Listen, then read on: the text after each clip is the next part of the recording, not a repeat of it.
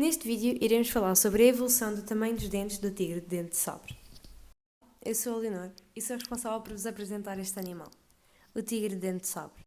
O tigre de dente de sabre, também conhecido por Smilodon, foi um felino pré-histórico que viveu na era Cenozoica há cerca de 3 milhões de anos, em continentes como a América do Sul e a América do Norte. Pertence a uma subfamília chamada Machaerodontinae. Apesar do nome tigre dente de sabre ser muito utilizado, ainda que este não tenha relações diretas com o tigre, isso refere-se especificamente à sua característica física mais visível, que neste caso, as suas grandes presas. Eu sou a Helena e vou falar sobre as características físicas do tigre dente de sabre. O tamanho destes tigres era bastante variável, sendo que na espécie de maior porte, Smilodon populator, que vivia no sul da América, possuíam cerca de 3 metros e 400 kg. Sendo assim, eram mais pesados e compridos do que os tigres atuais. As suas pernas eram mais curtas e a sua cauda menor do que os da atualidade. Acerca da cor e do padrão do pelo, até hoje não se sabe ao certo quais eram. Para um felino com estas características era impossível alcançar grandes velocidades. Os seus dentes caninos superiores eram muito longos, podendo chegar a 50 cm de comprimento. Eu sou Mariana e vou falar o ambiente em que estes tigres viviam. O ambiente em que estes tigres viviam era de savanas, o que significava que a vegetação não era muito abundante e, devido ao seu grande porte e às suas características físicas, tornava-se difícil a caça sem as suas grandes presas. O clima e o ambiente passaram por variações significativas, incluindo períodos de aquecimento global e arrefecimento, com mudanças na paisagem. Essas mudanças climáticas podem ter afetado a disponibilidade de presas e os padrões de migração, impactando a sobrevivência e a reprodução dos tigres dentes de sabre. Eu sou a Matilde e irei explicar o modo como a seleção natural atua nesta espécie. A seleção natural é um mecanismo pelo qual as populações de organismos evoluem ao longo do tempo. As características que são mais aptas para sobreviver e reproduzir-se com sucesso têm maior probabilidade de serem passadas para as gerações futuras, enquanto as características em desvantagem tendem a ser eliminadas da população. Com base nesta informação sobre uma perspectiva darwinista, podemos dizer que as populações dos tigres dentes de sabre exibiam variações no tamanho dos dentes entre os indivíduos. Aqueles com dentes menores estavam bem mais adaptados devido às desvantagens associadas ao tamanho maior dos dentes para a caça e às condições ambientais, como mudanças de disponibilidade de presas, competição por recursos alimentares e pressões seletivas exercidas pelo meio físico. Esta característica sofreu uma modificação gradual ao longo do tempo em resposta aos desafios impostos pelo ambiente e a evolução. Eu sou a Catarina e vou apresentar a conclusão deste mecanismo. A seleção natural atua sobre os indivíduos, fazendo com que os dentes diminuíssem de tamanho, seja por mudanças de ambiente, com mais vegetação, onde se possam esconder e com uma diminuição de animais grandes, ou mudanças físicas, tornarem-se mais rápidos e pequenos. Logo, os tigres, há milhares de anos, tinham os dentes compridos devido às suas necessidades de caçar animais de grande porte. Mas com as mudanças ao longo dos anos, quer físicas, quer de ambiente, os tigres conseguiram arranjar táticas de caça, como ataques de surpresa ou esconder-se na vegetação para conseguirem adaptar-se à mudança de presas e do clima. Dessa forma, os tigres com dentes menores tornaram-se mais aptos para caçar e sobreviverem nas savanas com animais menores.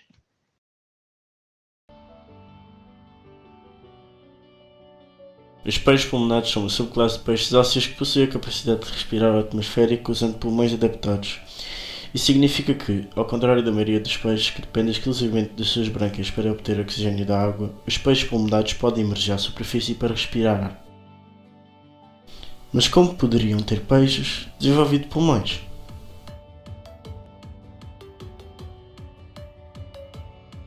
Simples, via seleção natural. Tinha uma população ancestral de peixes que habitavam um ambiente onde a água era escassa em oxigênio, mas havia áreas de superfície exposta ao ar. Indivíduos com uma capacidade ligeiramente maior de respirar ar teriam uma vantagem adaptativa sobre aqueles que dependiam exclusivamente das brânquias. Ao longo do tempo, esses indivíduos mais bem adaptados teriam maior probabilidade de sobreviver e se reproduzir transmitindo seus genes para as gerações futuras. Esse processo gradual de adaptação resultou na evolução dos pulmões dos peixes, permitindo-lhes explorar novos habitats e sobreviver em condições desafiadoras. Atualmente, os peixes pulmonares são encontrados em várias partes do mundo, principalmente em ambientes de água doce como rios, lagos e pântanos. São atualmente encontrados na região centro-oeste da América do Sul, em países como Argentina, Paraguai e Brasil, e na região central, este e oeste de África, em países como Moçambique, República Democrática do Congo e seus fósseis são encontrados por todo o mundo, com destaque para os Estados Unidos, o centro europeu, o leste europeu e até mesmo na Oceania. Último, mas não menos importante, temos o exemplo de uma espécie fascinante de peixe pulmonado, o Lepidosiren. Esta espécie nativa da América do Sul é conhecida por sua capacidade de sobreviver em ambientes aquáticos de águas pobres em oxigênio. O Lepidosiren é capaz de respirar tanto através de suas brânquias quanto de seus pulmões, o que torna altamente adaptado para sobreviver em habitats variados, desde rios lentos até pântanos de água doce.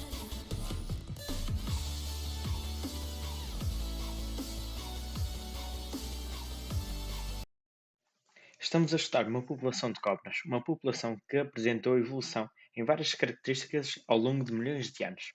A característica mais notável que mudou na cobra nestes anos foi a perda dos seus membros. Os paleontólogos identificaram 4 géneros separados, que remontam ao período Cretáceo, que apresentam patas traseiras atarracadas e vestigiais. Curiosamente, 3 dessas cobras, Eupodófis, Asiófis e Paquia-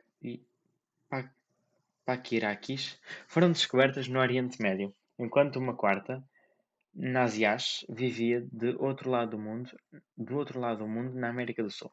Hoje, a visão predominante é que as cobras evoluíram de um lagarto ainda não identificado do início do período Cretáceo. Esta característica, apesar de ser maioritária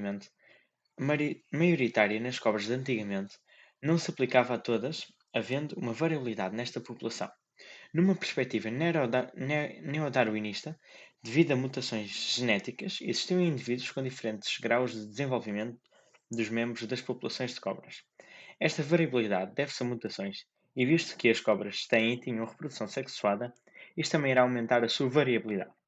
Houve um fator muito importante que impulsionou esta mudança, que é a passagem das cobras para um ambiente subterrâneo.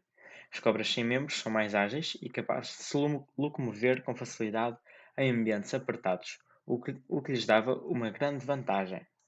Visto isto, a seleção natural atua, fazendo com que os seres que tenham genes que os favorecem sobrevivam, enquanto os outros não. Os seres que sobrevivem mais tempo também se reproduzem mais, passando os seus genes para novos seres da geração seguinte. Esta seleção natural é direcional. Nas gerações seguintes altera-se a frequência dos genes, formando-se mais frequentemente os que conferem melhor adaptação. Nas gerações seguintes, as cobras que sobreviveram reproduziram-se passando os seus genes para os descendentes. Nas gerações seguintes, altera-se a frequência dos genes, tornando-se mais frequente os que conferem melhor adaptação, assim havendo a alteração do fundo genético da população e a evolução destas populações. Esta seleção é natural e direcional. A seleção direcional é interpretada por duas curvas nas quais a distribuição dos caracteres fenotípicos são selecionados se estiverem à esquerda ou à direita da curva.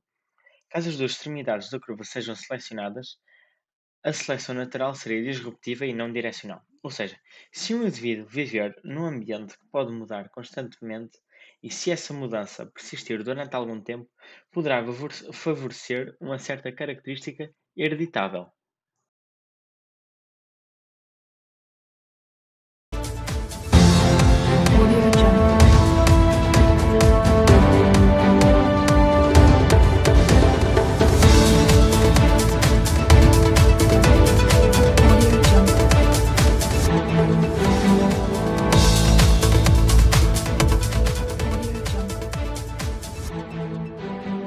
Muito boa tarde. Hoje, neste jornal, iremos ter uma reportagem especial no Jardim Zoológico de Lisboa. Passe. Por isso, palavra ao meu colega que se encontra no local. Boa tarde, Matias Pinto. Olá, boa tarde. Nós estamos aqui diretamente do Jardim Zoológico de Lisboa com o Dr. Valdisney e a tratadora Bruna, que vão estar falando um pouco sobre o animal que se encontra na nossa frente, a codorniz. Sim, olá, boa tarde. Nós estamos aqui com a codorniz, a nossa codorniz mais especial, o Codor Mar, mais conhecido por Omar. Olá, eu sou o Codor Mar. Esta é uma ave migratória de pequeno porte, da família Phasianida, e ela tem o bico e a cauda curvos e também é uma ave redonda. E a plumagem é assim, cinzenta, acastanhada, com algumas marcas brancas e algumas marcas pretas também. Mas nesta espécie existe muitas diversidades de plumagem, também existe a codorniz branca e a codorniz preta. E esta espécie também tem dimorfismo sexual, assinalado pela plumagem do peito, onde nos machos, quer dizer, nas fêmeas, ela é um pouquinho toda da mesma cor e um bocadinho mais clara do que nos machos. Mas uma dúvida que sempre me veio era saber como que as suas penas elas surgiram. As minhas penas são resultado da dada evolução que se realizou há muitos anos atrás. A minha espécie teve-se de adaptar às mudanças ambientais. O Dr. Vladisney irá explicar melhor. O aparecimento de penas nesta espécie é resposta a mudanças ambientais que obrigaram as codornizes a adaptarem-se a um novo meio ambiente, podendo ter sido a necessidade de penas mais eficientes para voar ou a necessidade de um mecanismo para reter melhor a temperatura corporal. Assim, a constante necessidade de um mecanismo para ajudar estas aves, em vários aspectos, e o seu aparecimento de penas, se foram desenvolvendo de acordo com a necessidade de adaptação. Estas novas características adquiridas das codornizes são hereditárias e, assim, foram transmitidas para as gerações seguintes. Não é, Dr. Almerida? É verdade, Dr. Valdisney. Esta espécie sofreu muitas mudanças ao longo da sua vida e as penas foi só um dos aspectos, mas um bastante importante. Uau, muito interessante. Bem, e por hoje é tudo, espero que tenham gostado e agora o passo para tu, Bernardo. Obrigado, Matias Pinto. Também gostaria de agradecer ao Jardim Zoológico de Lisboa por nos oferecer esta codorniz embalsamada. E assim acaba mais um jornal. Obrigado e muito boa tarde.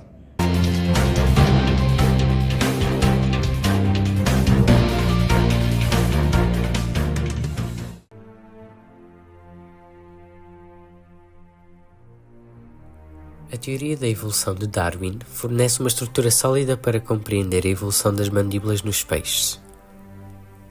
A unidade evolutiva é a população onde indivíduos variam em suas características genéticas e fenotípicas. Essa variabilidade é influenciada pelas condições ambientais, como a disponibilidade de alimentos e os predadores presentes. A diversidade fenotípica e genotípica das mandíbulas nos peixes permite que diferentes espécies se adaptem a uma variedade de nichos ecológicos. Por exemplo, em ambientes onde há presença de presas duras, as suas mandíbulas podem evoluir para serem mais robustas e fortes, enquanto em ambientes onde há necessidade de sucção, as mandíbulas podem se especializar para esse mesmo fim. A ação do mecanismo evolutivo da seleção natural atua sobre essas variações, favorecendo características que conferem vantagens adaptativas aos organismos em seus ambientes específicos. Por exemplo, peixes com mandíbulas mais eficientes em capturar presas tendem a ter maior sucesso reprodutivo, transmitindo seus genes para as gerações futuras. O resultado da seleção natural é a adaptação das mandíbulas dos peixes às demandas do ambiente, levando a uma melhoria na aptidão dos organismos e, consequentemente, à evolução das mandíbulas mais eficientes e especializadas ao longo do tempo. Esse processo exemplifica como as forças seletivas moldam a diversidade biológica e a complexidade dos organismos, demonstrando a interação dinâmica entre os fatores ambientais e mecanismos evolutivos.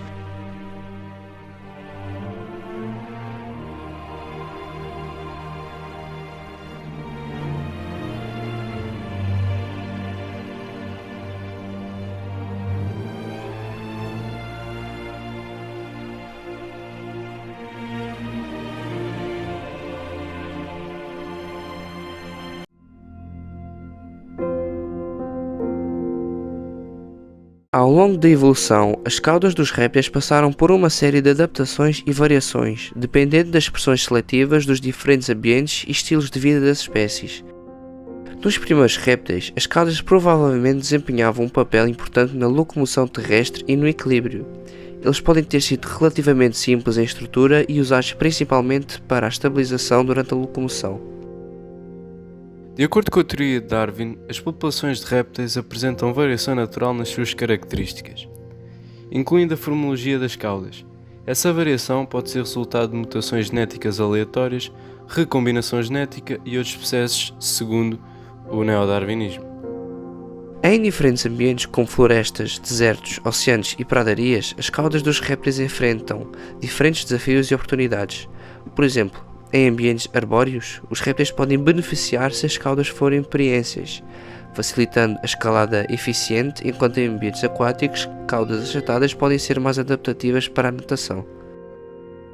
A seleção natural atua sobre as variações das caudas dos répteis, favorecendo aquelas que conferem vantagens adaptativas em um determinado ambiente. Por exemplo, se numa população de répteis arborícolas, caudas preenses oferecem maior capacidade de locomoção e acesso a recursos. Indivíduos com os genes que codificam essa característica terão maior probabilidade de sobreviver e se reproduzir. Os répteis com características de cauda adaptativas têm maior probabilidade de sobreviver e transmitir seus genes para a próxima geração. Ao longo do tempo, isso resulta numa mudança na frequência dos genes e das características da cauda na população, com os genes que conferem adaptações mais vantajosas tornando-se mais comuns. Como resultado da seleção natural ao longo de gerações, vemos a diversificação das caudas dos répteis, com diferentes grupos evoluindo características específicas adaptadas aos seus respectivos ambientes e estilo de vida. Essa diversidade fenotípica das caudas reflete a história evolutiva das espécies de répteis e a sua adaptação aos desafios ambientais. Em suma, a evolução das caudas dos répteis pode ser entendida dentro do quadro da teoria do neodarwinismo, onde a variação genética, a seleção natural e a reprodução diferencial trabalham juntas para mudar os fundos genéticos e as características das populações ao longo do tempo.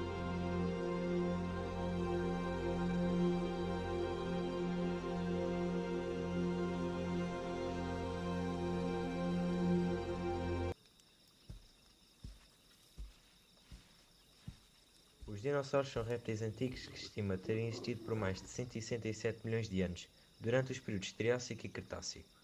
Acredita-se que surgiram de uma série de evoluções originadas em pequenos répteis bípedes que evoluíram devido às diversas mudanças climáticas à conta da expansão da Pangeia, onde existiram temperaturas favoráveis, assim como vegetação, sendo estas propícias para então os bípedes evoluíssem. Mais tarde, depois de já terem evoluído dinossauros, foram extinguidos à exceção das aves. As características dos dinossauros variavam significativamente de acordo com a espécie, adaptando-se a diferentes ambientes e estilos de vida. O tamanho dos dinossauros variava desde mais pequenos, caso de muitos terópodes, até maiores, no caso dos grandes herbívoros. A postura dos membros podia variar entre bípedes ou quadrúpedes. Os bípedes são os que usavam as suas patas dianteiras para agarrar presas ou manipular objetos, e os quadrúpedes tinham uma estrutura mais estável e, em alguns casos, usavam as patas dianteiras para alimentação. Muitos dinossauros eram adaptados a ambientes terrestres, vivendo em planícies, florestas e desertos. Mas com a extinção em massa, seguida da mudança climática, entre os períodos de Cretácico e Paleogénico, muitas espécies foram extintas, e outras tiveram que se adaptar a um novo ambiente para que pudessem sobreviver. Os dinossauros emplumados já eram predominantes durante essa mudança, sendo conhecido o Archaeopteryx como ancestral comum de muitas espécies, possuindo todas umas estruturas homólogas entre si. As adaptações fenotípicas dos dinossauros eram moldadas pelos desafios ambientais específicos que desencadeavam a seleção natural. Como houve uma alteração no ambiente, apenas os dinossauros que tinham capacidades de se adaptar sobreviviam. Apenas os dinossauros emplumados, ou seja, os que já possuíam um tipo de penas, conseguiram sobreviver, pois as suas penas permitiam ter uma boa termorregulação e capacidades aerodinâmicas para que assim, respectivamente, aguentassem as baixas temperaturas e pudessem migrar para lugares com melhores condições. Conseguiram passar esta característica aos descendentes, fazendo com que esta adaptação pudesse evoluir ao longo do tempo, dando origem às penas atuais nas aves atuais. Todos os outros dinossauros que não possuíam qualquer tipo de camada com penas não conseguiram sobreviver, pois não se conseguiram adaptar ao desafio ambiental que enfrentaram. Hoje em dia existe uma grande diversidade de espécies de aves. Por volta de 10.000 foram as que evoluíram depois da extinção em massa que afetou os dinossauros. As aves ou dinossauros emplumados coexistiram com os dinossauros por um tempo, e as suas características modernas, como as pernas e esqueletos mais leves, surgiram após o declínio dos dinossauros para que se pudessem adaptar ao novo ambiente. As aves desenvolveram adaptações para a vida em árvores, como membros mais curtos para agarrar ramos ou galhos. As asas evoluíram a partir dos membros anteriores, proporcionando a capacidade de voar. É conhecido também a superordem das paleognatas, que inclui todas as aves desde o Paleógeno, que surgiram após a evolução dos dinossauros a aves, sendo conhecidas as avestruzes, o emu e os kiwis, que se dizem ser os mais parecidos aos dinossauros emplumados.